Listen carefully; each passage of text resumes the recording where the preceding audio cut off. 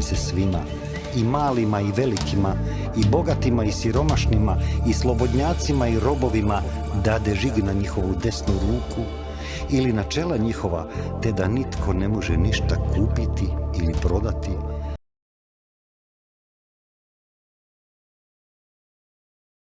Let's imagine, let's make scenario that in one moment we stop with all emission of CO2 in the atmosphere caused by human.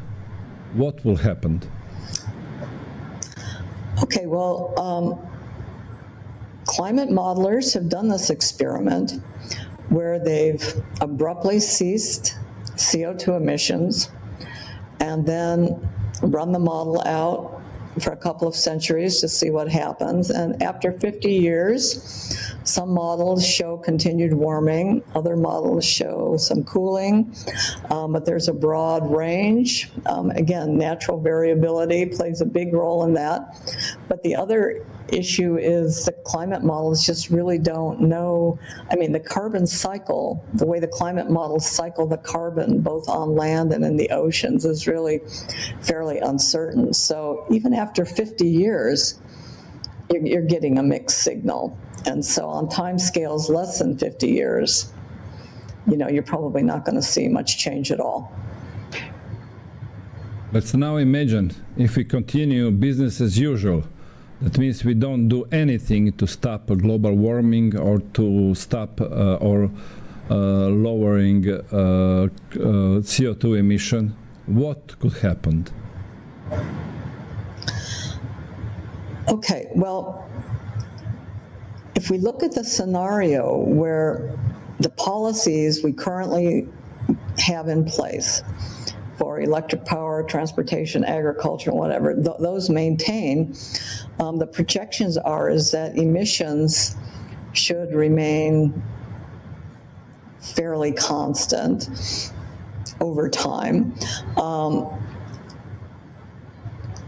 This is in spite of growing population and growing uses, that there's a large amount of this is replacing coal with natural gas, which is sort of keeping the emissions stable in spite of increasing population and economic development. And, new technologies, some people are going more towards nuclear and wind and solar. So the International Energy Agency predicting sort of the business as usual at this point is that emissions would stay relatively flat through 2050.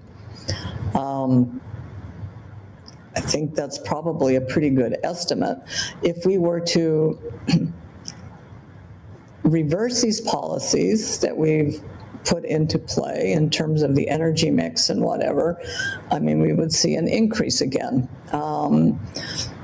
But at some point, a big driver in China and India away from particularly burning coal is it's just so terrible for air quality. People's life expectancies are shortened drastically by, breathing all that pollution. So there's considerable pressure to move to cleaner fuels independent of the global warming issue. And with regards to gas, there's an oil and gas, there's geopolitical concerns, most recently illuminated by the Ukraine war and the over-reliance on Russian sources of gas. So people are, over the course of the 21st century, there would be reasons to transition away from fossil fuels, but trying to put a near-term deadline on this transition, I think, is a huge mistake without, taking the time to consider a lot of options, develop and evaluate new technologies, and allow each country, each region to secure its own prosperity and energy security in the best way it can. You can't rush that. We just need to sort of let it play out. And what impact on climate and temperature has agricultural production? We are now facing in Europe. They are trying to closing 50% of production in Netherlands and doing the same thing now in Ireland. because they said that they want to remove nitrogen impact. What do you say about this? Okay, well, this is fairly insane. This is more insane than the rapid rush to dismantle the electric power infrastructure. There are replacements for that. I don't know what the replacements are for nitrogen fertilizer. And nitrogen has a relatively small impact on global climate. Yes, there are, better ways.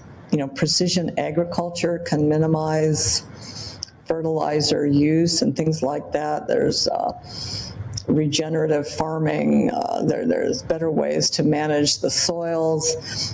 So there are some farming practices that can be put into place that would just be more environmentally sound, that wouldn't really interfere with productivity in any ways. But what's going on in Netherlands is just insane.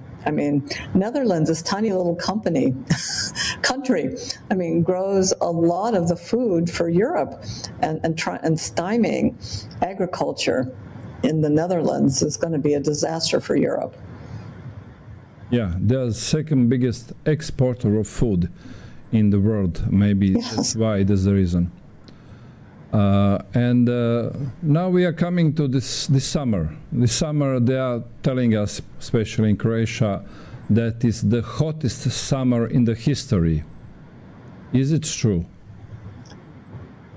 Well, in history, in the historical records, since about 1880, it appears that this is slightly the hottest summer on record globally, but we don't have good global observations, really before 1980 or maybe 1950, so it's a little bit difficult to know.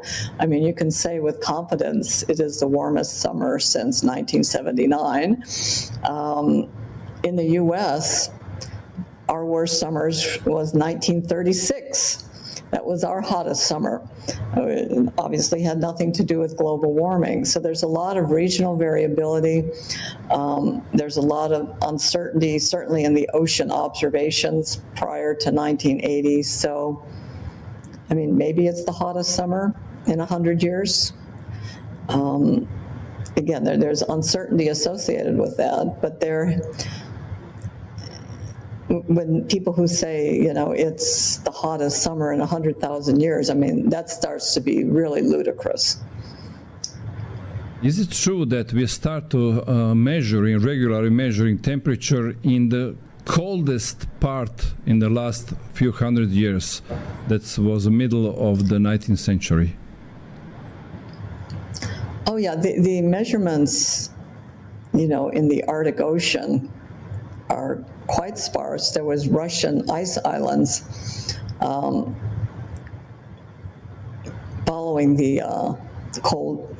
World War II until the end of the Cold War, where they were actually making good measurements in the Arctic Ocean, and then those stopped. But there's very little in the way of direct measurements, say, over the Arctic sea ice. And in Antarctica, we have, several decades of some pretty decent measurements of the weather, but overall we're missing some measurements. And so there's ways of indirectly inferring what those temperatures are based on circulation patterns and so on and so forth, but there are significant error bars in those determinations of high latitude temperatures, more than a few decades ago. I read one report where they said that measuring stations in the United States are in a 94% not correct, because they are putting these measuring stations in the towns where they have additional impact from the local heating. And they are comparing with the measures before when it was not the case. Well, it's even worse than that. A lot of those weather station measurements are at airports, on the cement. They're even influenced by jet exhaust, and so, when these points are made to the U.S. National Oceanic and Atmospheric Administration, or NOAA, they say, oh, well, we correct for all that. You know, we take all that into account through our homogenization processes. Well, I don't think so. So there's it doesn't take much. I mean, the weather sensors in this day and age are so inexpensive, even high quality ones. We should have them all over the place. And you can have them all networked by the cell phone network, and you can manage them by Internet of Things and use all this technology to really keep track of what's going on with the temperatures and make good measurements. But, you know, this isn't being done. We have all of this, the data sets, and the data sets in the US are better than in many other countries. So this is not just a US problem. The data available in Asia is really bad, and this is even in India and China. I mean, the quality of the data is not very good. It's episodic. It's not good at all. And then you go to Africa, and there's almost no observations. So there's a lot of missing holes in our temperature records. Is it true that they change even standard of measuring? Before they measure 2 meters above the surface, and now they are measuring in the surface. What is the big difference? That was just bad publicity. Okay, from satellite, okay, the actual measurements on the ground measure at 2 meters, but if you look down at the Earth's surface from satellite, you're directly measuring the ground. So the direct measurements at the ground are going to be a lot warmer than the measurements at the surface. So that's just people in the media trying to hype things. Serious researchers aren't mixing those two things up. Okay. What do you know about new technologies? We are hearing about these technologies who are trying to helping us to stop global warming. And we're now hearing about cloud seeding, we're hearing about hiding the sun. They're trying to stop heating the earth. Is there technologies who can impact on the weather and also on the climate? Okay, like cloud seeding has been used. Russia is very big on cloud seeding. I think China does it. They're usually trying to prevent hail, suppress hail, or maybe to increase the snowpack. And this may work in some environments to a limited extent. So, but you can see inadvertent weather modification downstream of some cities and power plants where there's more rainfall. So, you know, humans can do that kind of very, very local weather modification to some extent. Trying to do things on a planetary scale, like trying to mimic the effects of a volcanic eruption by putting sulfate particles into the stratosphere. Well, that's going to really mess up the agriculture because you're not going to get the direct sunlight. You're going to get diffuse sunlight. I mean, it may have an overall cooling effect, but it may interfere with the natural circulation patterns, and it would have adverse impacts on agriculture. And, you know, it could really have some very bad consequences that are unintended. So that's a very bad idea. What I would call solar radiation management, that's just a bad idea other than on very small scales.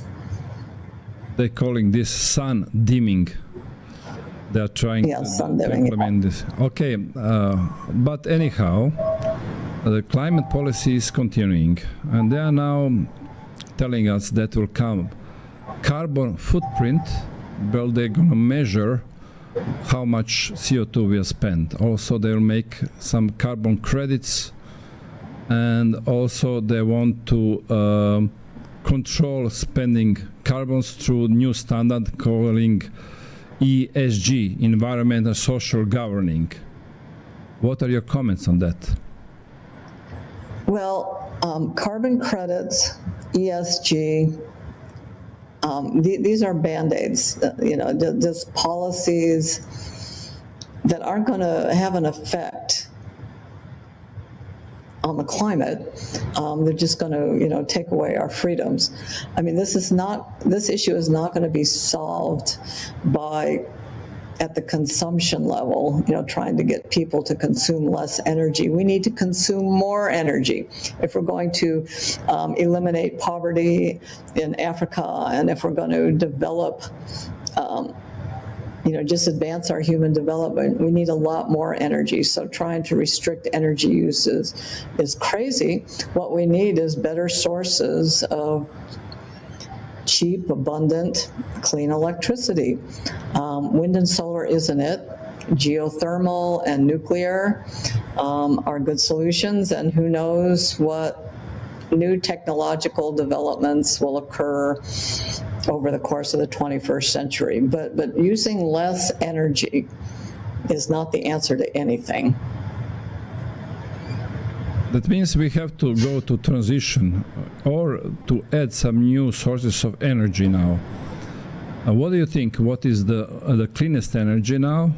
And what else we can do? Because for sure, for more digitalization, for more collecting data, what we are facing, even if they implement carbon footprint, we need to collect much more data. For that, we need much more electricity. That means transition is not easy. Now we have to transit from fossil fuels to some kind of renewable energy, and we need more electricity. How we can solve this problem? Well, forget renewable energy, because wind and solar isn't all that renewable.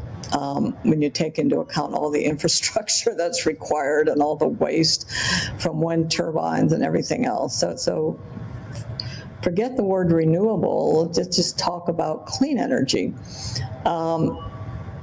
I think nuclear, especially the new generation of nuclear power plants, there's some amazing technologies there that are much safer, cheaper, cleaner in terms of waste. You can reuse the spent nuclear fuel. I think that's a great solution. I think more and more countries are coming to realize that. Unfortunately, the U.S., where we're developing a lot of these technologies, the regulatory barriers for nuclear power plants are just overwhelmingly stupid, and you can't get anything done in less than 15 years, which is crazy. I like geothermal. There's some new geothermal technologies that are being implemented, and in the western U.S., where I live, I think there's a big move by some of the governors to really try to make this happen in the U.S. West. I think that's a great solution. Transitioning away from coal, especially the dirtier incarnations of coal, and replacing it with natural gas, that makes sense. This transition to electrify everything, I think, is premature. Some of the new electric technologies are nice and are more efficient, and others maybe not so much. When you look at the life cycle of production of electric vehicles and all that, it's a bit of a challenge to have this make sense in terms of the overall carbon budget and the costs.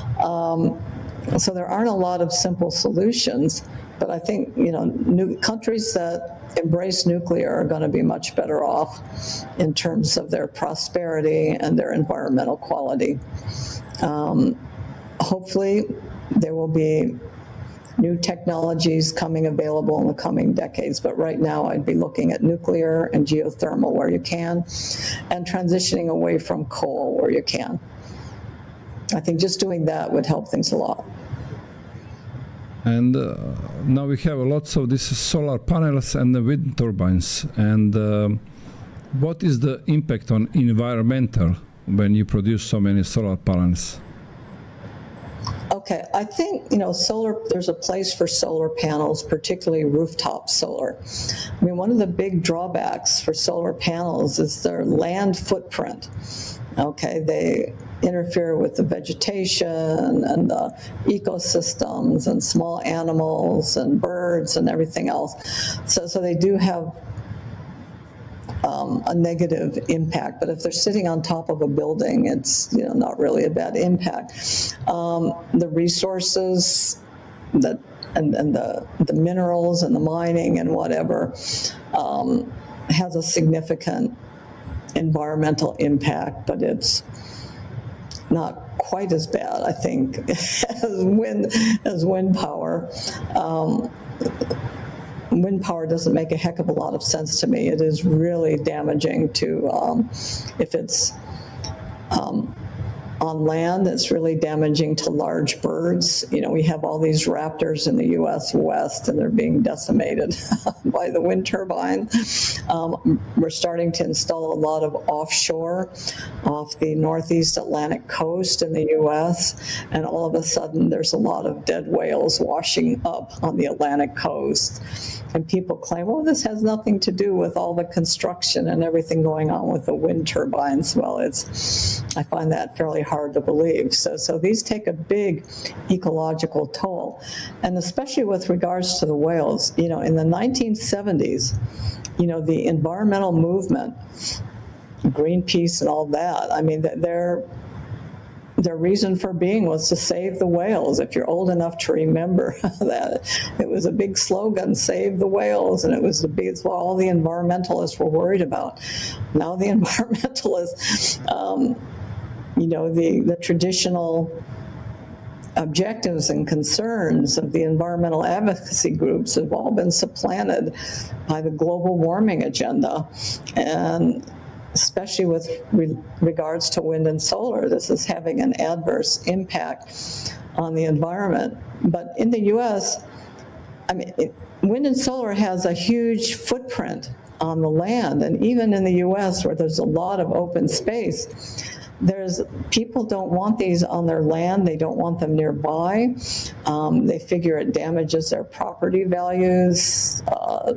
They figure it damages their local ecosystems, and they simply don't like them. So we've had so many proposals for wind farms, something like over 500 proposals just rejected because of local opposition to the wind farms, and the same with solar. So I can imagine it's even worse in Europe, or it will be worse in Europe, when the population is a lot more dense and there's a lot more competitive uses for every plot of land. So I just don't see how this works, and just in terms of land use. And if we're going to need, by the end of the 21st century, we're probably going to need an order of magnitude more electric power. There's just no way you can just support that from very land-intensive sources of power like wind and solar. Yes, I spoke also with the expert member of parliament, Teresa Widing from Sweden, and she says that they are closing all these nuclear power plants, and they are transferring lots of energy to the wind turbines, and that doesn't make sense. She confirms also, and a similar thing is happening in Germany now. The German. Yeah, the Germany example is a cautionary tale for everybody. Closing down their nuclear power plant, wind and solar, and as a result, they've had to ramp up their coal usage substantially. And at the end of all this, they've very much increased their carbon footprint. So all of this has been futile, and the cost of electricity is huge in Germany, and they've they've destroyed their manufacturing base and damaged their economy. This is a cautionary tale for everyone. But anyhow, we have to say that climate policy is going on. They invest huge amount of money in the last years, and they are still investing. If you want to find the money for investing in renewable energy or to do anything what has to do with the climate changes, you can get money as much as possible. Yeah, this is. Yeah. Well, this is a huge opportunity cost. I mean, if we spend all this money on solutions that don't work, we don't have any money left over for solutions that would work better or for other problems that we're facing. So this is just sort of, it's a big opportunity cost spending all this money on these solutions that aren't going to work. I'm trying to find the answer why they are still pushing and why they are, because in Europe they said that they will go to this zero carbon until 2050. And in case there are, for example, now coming new policy who will change this and say no, not any more investment in this field, is there a danger that companies who are already in this investment cycle, they can lose lots of money or even go to bankruptcy because they are invested in the new energy and now policy has changed?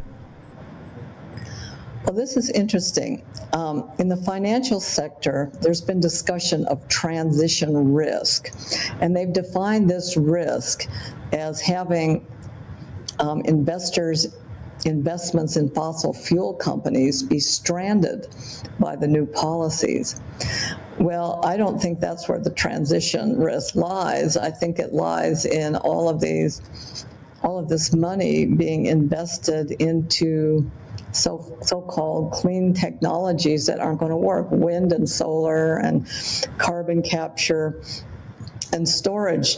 I mean, these things are not going to help the climate at all, and they're just directing resources into directions that are non-productive for our economy. I mean, some people are going to learn some hard lessons over this. Yes, and well, that's why I'm asking, because it's important. Now, policy is always made somewhere else, and you have to follow the money. And in case if they see now that this policy is not a right one to solve climate problems, but if they stop now, lots of people will lose money, especially people that they, as a politician, invest in. We have some examples also in Croatia. Maybe they can stop them to change this policy, even they know it is wrong one. Well, this is how, if we would have let the market just sort of take care of this problem by itself without all of this political coercion, if there's new and better ways of doing things, I mean, the market will jump on it. Okay, but if they're not particularly better, but politically opportunistic, bad decisions are going to be made, and bad decisions are being made. And, hopefully we can turn this around sooner rather than later, but a lot of money is being wasted on all this. A lot of opportunities being wasted on all this. Okay, what are as the expert, what are your expectation of rising CO2 and rising temperature for this century until 2100? I don't think we'll have trouble keeping under 2 degrees centigrade by 2100, and we've already warmed by 1.2 degrees centigrade. So we'll see a little bit of warming. I expect the warming this century to be at about the rate that we saw last century, and it's just a slow creep. And against that background, there's natural climate variability. Again, if we saw several big volcanic eruptions, we could see, a much cooler trajectory. But I don't expect it, if we're just considering the CO2 emission part of this, I don't expect this to be any worse than 2 degrees centigrade by the end of the 21st century, or another 0.8 of a degree centigrade from where we're at now. Is it true that temperature 2,000 years ago was on this level, exactly around 2 degrees? Then what you said now, what you're expecting, is this on the same level? Okay, there's a lot of uncertainty about temperatures on that time scale. The farther we go back in time, it was almost certainly warmer about 6,000 years ago, a lot warmer, but the resolution of that data is 300 years. So, small term spikes like a hot year or even a hot 30 years wouldn't even show up in that record. So there's just a mismatch in the records, back 2,000 years versus the last 10 years or whatever. It's difficult to compare, but there have certainly been warmer periods, in the past 2,000 years, and certainly in the past 6,000 years in what we're seeing. Can you tell us, it seems to that we are more now, we have more reason to be afraid of activities, what we are doing to stop global warming than from the global warming itself. Yes, so this transition risk to rapidly eliminate fossil fuel emissions, I regard that risk as far greater than anything that we would see from climate change. The worst possible outcome, let's pretend the alarmists are right and that we're going to see some really bad, a lot of temperature increase and some really bad weather. The worst place we could possibly be is if we have to face all that with an electric power system that's inadequate to protect us, or we can't run our air conditioners, we can't move to different regions, we can't build strong structures to protect us from the weather, we can't run desalination plants to protect us from droughts. So the worst possible outcome is if we cripple our energy supply and we can't protect ourselves from weather and climate extremes. But they are still pushing in the media, they're spreading a fear that we are going ahead of some climate disaster or some kind of event that there is not going to be a way back.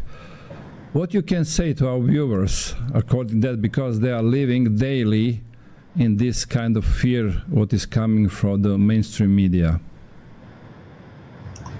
Well, fossil-fueled warming is a slow creep of warming. If something bad were to happen, and really a couple of big volcanic eruptions are about the worst that I can think of on the time scale of the 20th century. We can't prevent it. The best we can do is try to reduce our vulnerability to these weather extremes. And the worst thing that could happen on the time scale of a few centuries is the collapse of the West Antarctic ice sheet. This is a very unstable ice sheet. If it were to collapse, it's probably more related to under ice volcanoes than anything, but it would take several centuries to melt. There's no sign of that happening on the time scale of the 21st century. That's about the worst thing that I can think of that might happen, but it's no reason to link it to global warming or to expect it on the time scale of the 21st century. So bad things can happen naturally in the climate, and I would be a lot more afraid of these natural weather and climate disasters rather than something caused by fossil fuel emissions. So bad weather's going to happen. We need to just acknowledge that and figure out how to reduce our vulnerability. Well, my main motive to call you to discuss about this thing, because you're the expert, and now you published a new book called Climate Uncertainty and Risk. Can you tell us what else beside that what we mentioned today we can find in this book for people who want to make more investigation? Okay, in my book, basically it's I rethink the whole thing. How did we get to this point where we're so afraid of this relatively minor thing, and we've implemented policies that make no sense and may make us worse off. How did we get here? And we have to look at, the politics, the social psychology, and the philosophy of science to understand what's going on here. So that's part one of the book. And part two of the book is based on the question of how might the climate of the 21st century play out? I mean, what can we expect? What are the uncertainties? What are the broad range of things that could happen? The worst, the plausible worst cases of, hurricanes, monsoon failure, and so on. We look at those kind of things. And then part three is really risk and response, where, and in many ways, part three is the most important part of the book. And it talks about how we fundamentally mischaracterized climate risk. We've confused the slow creep of warming with the emergency risk of extreme weather events, which have little to do with fossil-fueled warming. And we failed to consider all the pros and cons about, there are opportunities presented by a warmer climate. We failed to even include that in the dialogue. It talks about the psychology of how we've misperceived the risk and how the activists are playing on our psychological fears to exaggerate the risks in a way that will make us frightened. And it talks about how the precautionary principle, thinking that we can control the climate, is so extremely misguided. And finally, it talks, comes up with some better ways to manage the risk, and in ways that acknowledge that there's a lot of disagreements about the whole thing, and that there's deep uncertainties. And the focus then becomes not trying to have two sides argue with each other about whose highly uncertain facts are correct, but rather to focus on solutions and policies that both sides can agree on. I mean, specifically with regard to energy, nobody disagrees that increasing energy efficiency is a good thing. Nobody disagrees that research and development into new technologies would be a good thing. I mean, these are the kind of policies that people can agree on. But at the end of the day, the most important decisions are made at the local level, where communities, countries debate and discuss how to best secure their common interests and promote their own prosperity and economic development while protecting environmental quality. And this is where the European Union is restricting individual countries from making these kind of decisions. Now, in the US, we have more flexibility, where each individual state is taking, different paths forward. California and New York, two very large states, are being very aggressive about transitioning to all renewable, and they're having some big difficulties on the way. Other states are going big on nuclear. Others are gung-ho on retaining the fossil fuels and coal and all that. So there's, each state, each country, can serve as the laboratory, and some best practices will emerge.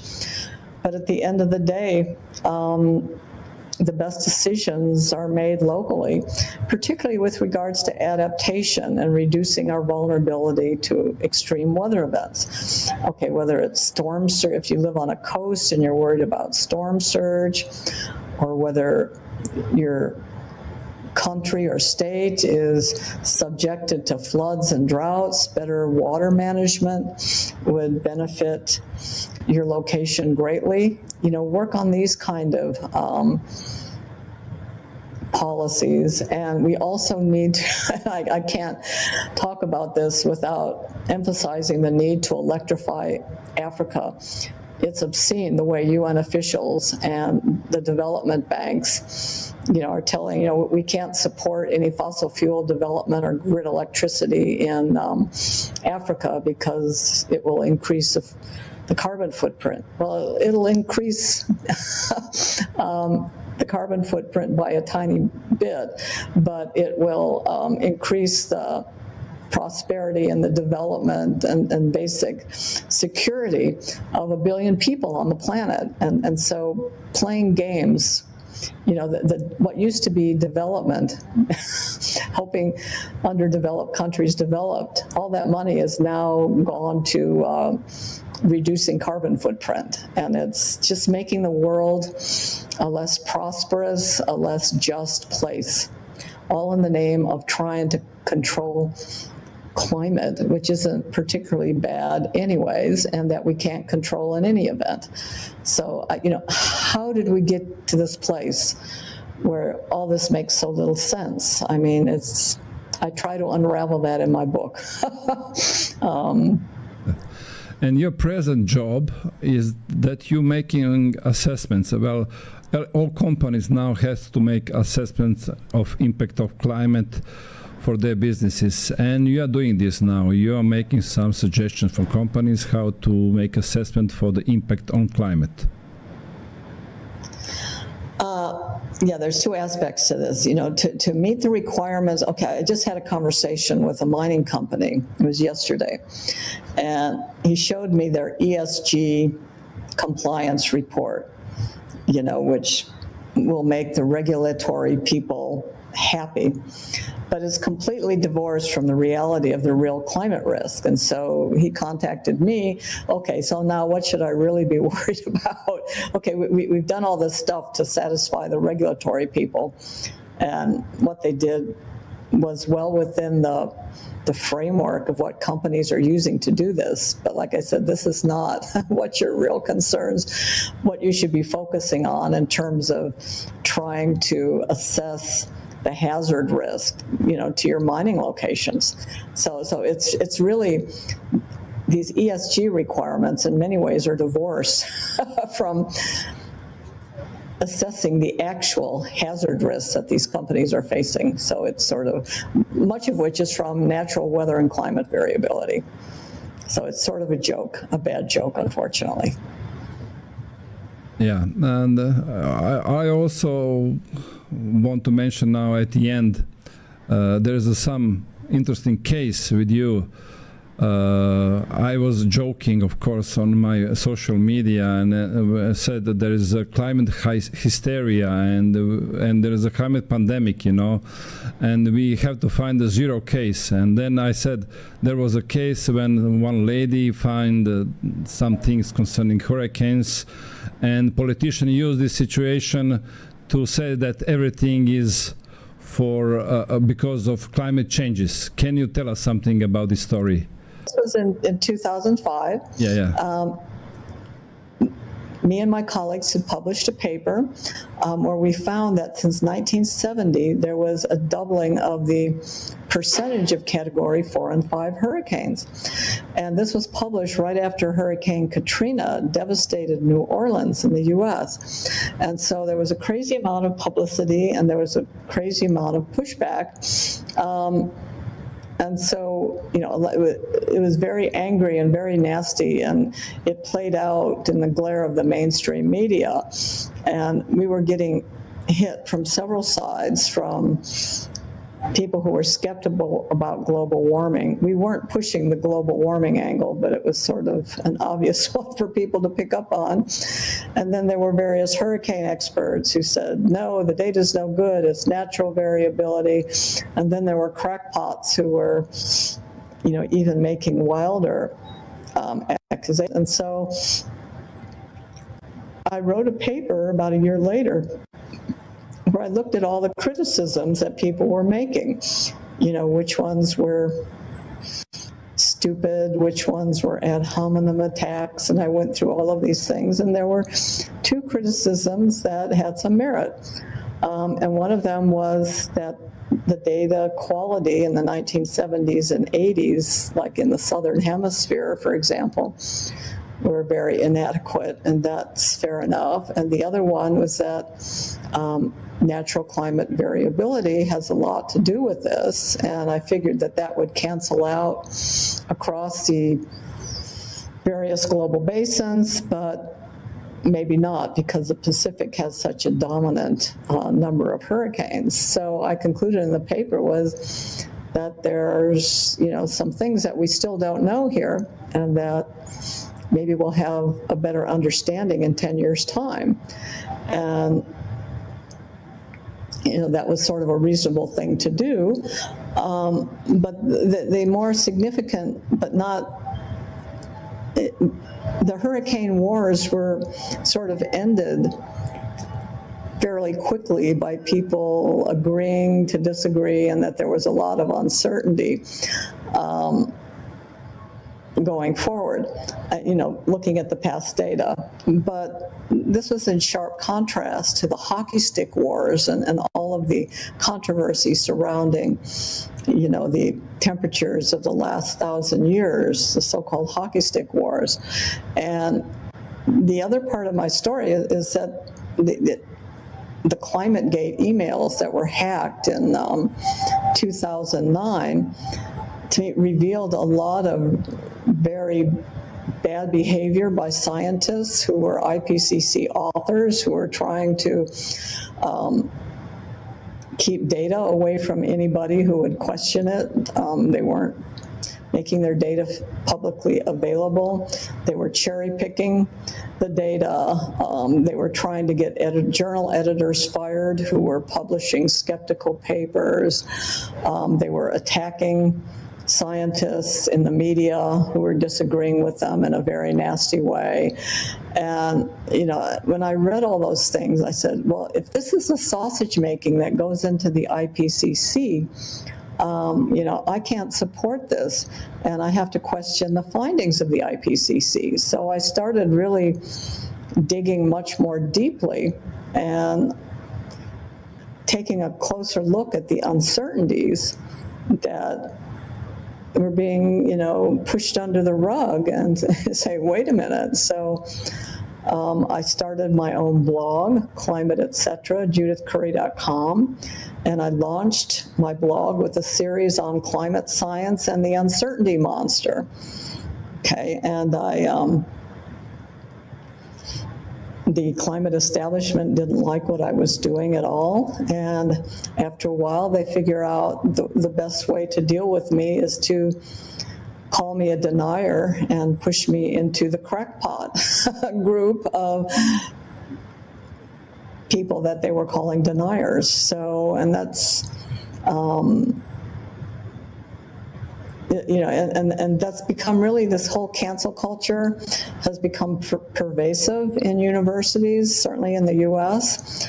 And in 2017, I resigned my faculty position and focused on my company in the private sector and my blog and writing my book. I'm not participating in that academic game playing anymore. I'm trying to work with my company, with real decision makers, having to make real decisions about managing their weather and climate related risk.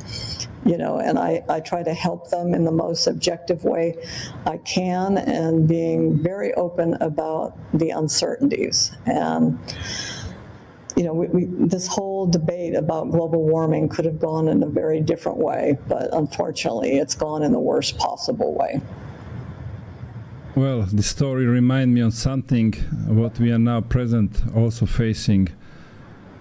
2-3 years ago we were also deniers, and now we are climate deniers. And 2-3 years ago we also shouldn't ask some questions, and now also it's very dangerous to ask questions about climate.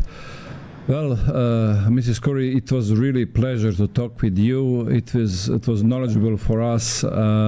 It's something that I highly recommend to everybody to read your book, to see by himself, to introduce all this information. For sure they haven't heard in the public media, and then after then they can make their own conclusions.